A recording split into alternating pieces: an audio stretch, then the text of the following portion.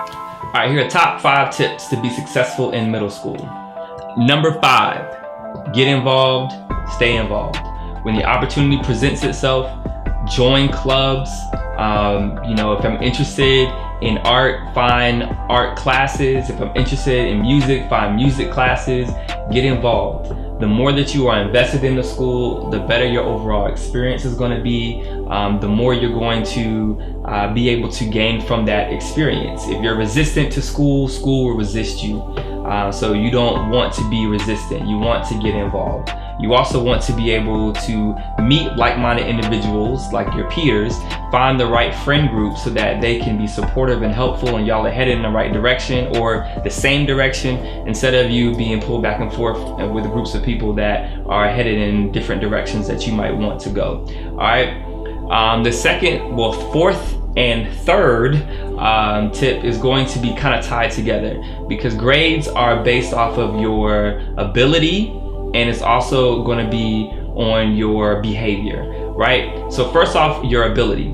If I wanted to do 100 push-ups a day, let's say that I get down on the floor and I start doing my push-ups and I'm only able to do 7. 7 is the highest I can go, right? If I start on Monday doing 7 push-ups and I continue to do 7 push-ups all week, I continue to do push-ups on the weekend, I continue to do push-ups the next week, eventually I'm going to become stronger, and that 7 is going to move up to 10, and that 10 eventually will move to 15, to 20, to 25, to 30, and eventually I'll be able to do more than 100 push-ups because I am doing my best at everything. Every time I'm getting down there, I'm doing my best. If I decided to Monday I'm gonna do 6, and then Tuesday I'm gonna do 1, and then Wednesday, Thursday I don't feel like doing it at all, when it gets back to the next week, I'm still gonna be at 7, or I'm gonna be struggling to get to 7 because I did not do my best.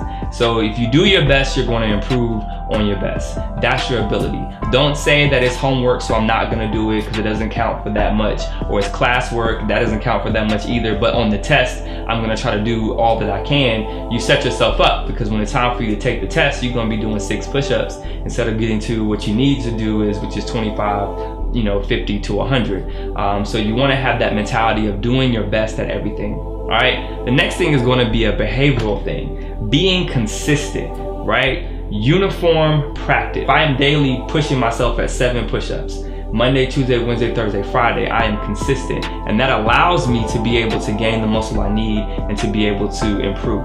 If I have daily homework every day, then do the homework every day, because then that builds my skills and my ability, which allows me to improve. Improvement only comes from your consistency, and the consistency will only help you if you're doing your best, right? So improvement comes from you doing your best and being consistent, uniform, and being uniform with doing your best. That's when you have the consistency. That means simply always do your homework, always do your classwork, always do complete projects, always complete tests. If you do those things, if you're consistent and you're doing your best work, then you are going to excel. Then you're going to get better and better and better and better. So continue to do those things, right? Ability and behavior. The second thing is going to be asking questions. I know, like, it gives you anxiety right now to think about being in a classroom and having to raise your hand and having everyone to look at you while you answer the question and get it wrong. Oh my gosh, you got it wrong. The world is over. But yet it's not, because once you get it wrong, the teacher says, oh, you just need to do this, and then you have the right answer. I know, there's a big fear of judgment, a big fear of failing, there's a big fear of being singled out or being alone in middle school, and everyone that has gone through middle school has dealt with that fear. If you allow that fear to dictate how you operate, then you're not going to be highly successful, because you're going to be afraid of doing what you need to do to be successful, which is when you have a question, ask that question, get the information. Always attack your learning. Attack your learning. If you're not attacking your learning, then you're not making moves, you're not making gains, you're not headed into a direction of being successful. All right, if you're passive and you're just sitting there and you're trying to hope that at some point the right answer falls out the sky and just knocks you in the head and you got it, then you gonna fail, because that's not how learning works. Learning is active, learning is not passive. Okay, so you want to ask questions in class. You want to be able to challenge that fear. And the last thing is organization. Be organized. All right, simple way to be organized is to find an agenda, to find a calendar, and to daily write down your assignments, daily write down what is the expectations, daily continue to put stuff in there.